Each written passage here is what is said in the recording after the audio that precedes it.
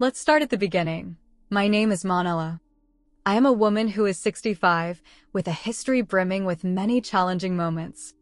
I feel how life, especially the last years, reflects complex emotions and contradictions. Every day becomes a test, a challenge for me. But no matter how difficult it is, I try to stay strong and open to new opportunities. In my world, family has always come first. Edward, my husband, seemed perfect. We have been through a lot together, but the last few years have taken an incredible leap in our relationship. There were misunderstandings, unrealized expectations that gradually build up, and I found myself wondering more and more how to bring back the spark that once burned bright between us. One late evening, as silence enveloped our home, I decided that something had to change. Edward had returned from work, and his tired face did not bode well. I tried to make conversation, but he only mumbled something unintelligible as he sank into his thoughts. At times like this, I wanted to break the silent barrier that stood between us like a stone wall. And then, as if by magic, a new passion appeared in our lives. I took up dancing, trying to find myself again. While Edward remained immersed in his work, I opened the door to a world full of live music and movement. The classes were attended by other women who were also looking for a way to escape from everyday life, and with each new rehearsal I realized more and more how important it was to feel every note of the dance within me. I felt more and more guilty with each anxious encounter with Edward. I expected support and understanding, but instead I was met with his defensiveness. One evening, however, when we were no longer tense, he suddenly decided to transform our dull family life. "Manella," he said with a ray of enthusiasm in his eyes, "maybe we should have a little fun?" I thought it would be fun to invite my friends over for dinner. It'll be a casual atmosphere, we can get to know each other better. I felt a tingle inside me. His words were trivial, but there was another subtext, another hint behind them. At first, frozen in place, I just sat there staring at him, not believing my ears. It was unusual to see him so inspired. I could already sense that his proposal carried more to it. He, on the other hand, wanted more intimacy, but my inadequacy was not enough for this venture. I hesitated. I knew this was just the beginning, but I was held back by confusion. As I tried to sort out my thoughts, Edward himself seemed to be at the mercy of his idea. I tried to sort out my feelings whether I should follow him into this new uncertainty or stay in my familiar, albeit dim, surroundings. I understood that he wanted to add spice to our relationship. But how far was he willing to go? I could feel my nervousness rising. I soon noticed his gaze clouded over as he continued. "You know, Manella, I just think that if you could get to know them better, it would inspire us." There was a hint lurking in his words that shocked me. I couldn't believe that my husband, the same Edward with whom I had shared my life for years, was now offering me treason in some strange kind of rapprochement with his friends. I realized that his intention was initially naive, but in the end it seemed like an attempt to change something in our lives. With every thought that arose in my mind, uncertainty plagued me. At a table with friends, could this become more than just dinner, but something more intimate? The days dragged on, and this tension never left me. I tossed between the desire to keep my family together and the realization that his scheme could have dangerous consequences. Edward remained determined, pushing me harder and harder. "You can meet them for dinner, it's just a friendly outing," he said, but I could see something more in his eyes. Finally, the night came when I had to make a decision. We were sitting at the table, and there was a mixture of awkwardness and anticipation in the air when his friends came over. With each new speech and the resulting laughter, I realized more and more that Edward really did want more. At that moment, something inside me cracked. I knew I had to be honest with myself and with him. The sense of impending risk and incredible anxiety suffocated me. And though for a moment I wanted to find something romantic in this, the fear of where this was all leading grew with every sip of wine I took. As the evening reached its peak, I realized this game wasn't for me. I had to show Edward that a strong relationship requires depth, not just adventure. At that moment, I realized that true bonding could only be born out of mutual trust between two people, not short-term flirtations. My choice was obvious. I decided that we needed to talk. That night I told him how I felt, how his proposal made me think about what was really important. Edward's gaze changed. He noticed that I was filling with determination, and that was exactly what we needed. That dinner was not just another get-together with friends, but a moment when our relationship could either break or find a new life. I decided it was important to be honest with my soul at times like that. And it was when I opened up to him wholeheartedly that I saw his eyes fill with realization. From that spark, something more could have been born. Thus, our story continued to unfold. I believed that we could overcome the challenges ahead, keeping all the good things between us alive.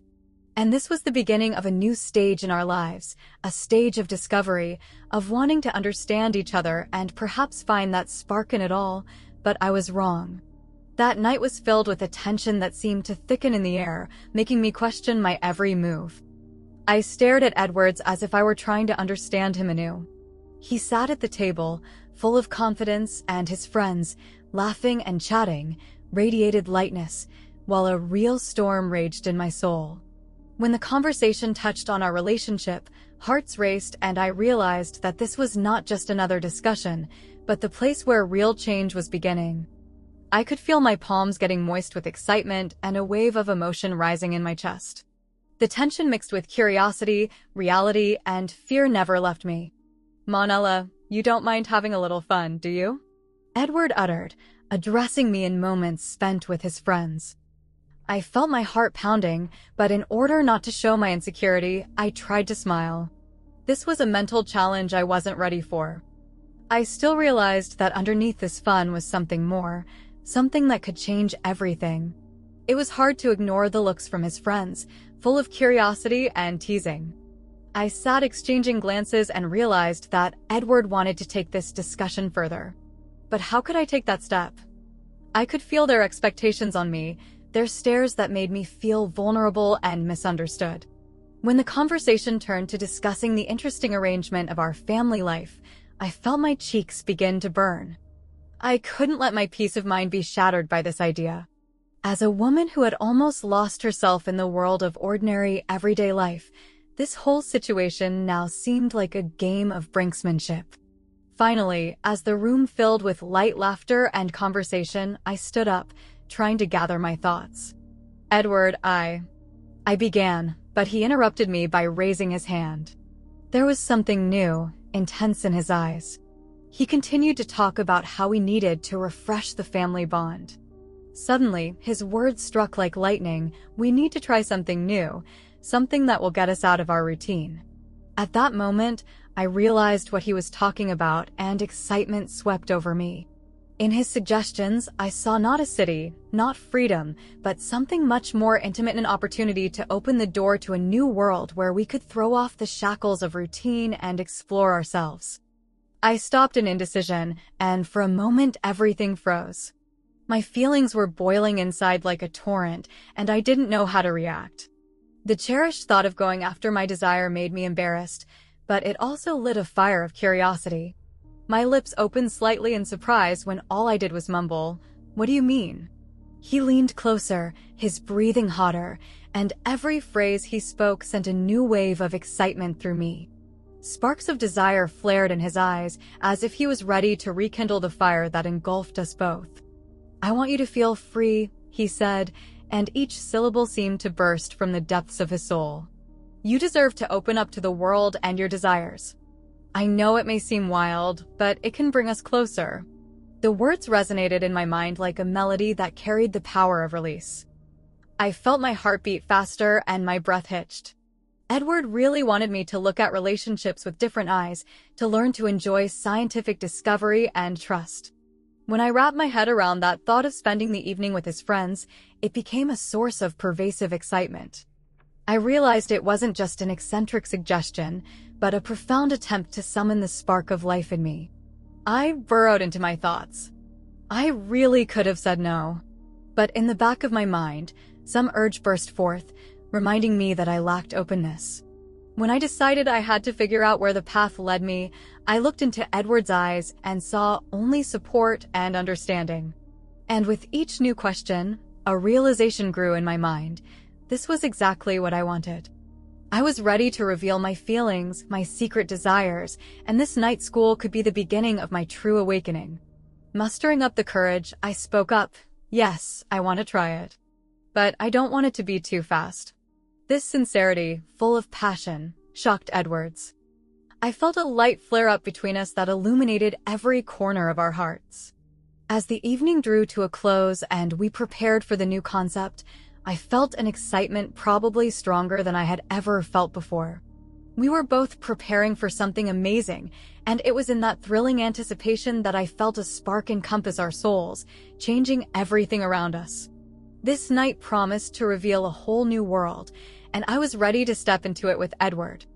I knew that despite fears and misunderstandings, we would work to strengthen our union, discovering simply a life of passion and sincerity. And even though the challenges ahead would be difficult, we were ready to walk this journey together that was just beginning. The evening awakened forgotten feelings that immersed me in a world of new sensations. And deep in my soul I knew, the spark that burned between us was light ahead, and I was ready to explore all its secrets. When I'd agreed to this adventure, there was a feeling inside me that felt like a thud. I couldn't believe that the moment Edward had voiced his plans, I hadn't stopped, hadn't asked myself the questions that needed answers. "What are you doing, Layla?" My intuition screamed, but everything just seemed to fly away. On the eve of an exciting evening spent waiting for his two friends, mixed feelings were swirling inside me. I knew I couldn't undo my hunch that it was going to be a little different than I would have liked. It felt like a spontaneous decision that was out of the ordinary, and despite all the whoops of excitement around me, I was tormented by the feeling of being trapped. When his two friends came over in the evening, the anxiety consumed me completely. I braced myself for what was about to happen, but in the back of my mind there was an overwhelming thought: why did you agree? There was an air of anticipation in the room, and I tried to remain calm, but it wasn't easy. I felt eager eyes on me, and doubts raged in my heart. As they began to approach, something inside me froze. I closed my eyes when they started kissing my neck so I couldn't see their faces. Their touch was gentle, but at the same time, it awakened an inner storm in me. I tried not to breathe, not to let myself sink into it, but their hands stroking my skin made me shiver. I could feel my heart pounding faster and my thoughts floundering in obscurity. With each of their caresses and touches, a wave of tenderness and terrible shame overwhelmed me. I didn't know how to react to what was happening. The feeling of inner bifurcation became almost unbearable. Thoughts of what I was doing to myself and how it would affect my life never left me. It was the moment I couldn't process, the very moment when I, as a mother, felt myself torn apart. When the moment came when I realized that this wasn't just a game, but something more, I wanted to cry out, to blow all those thoughts to smithereens. But instead I stayed silent, trying to lock my emotions inside.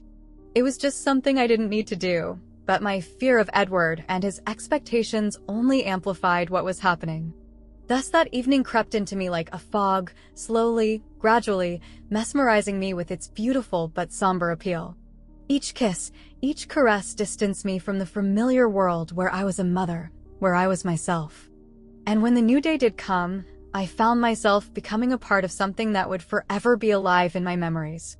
That night had become the one thing for me, something I didn't want to remember, but it left a scar in my soul.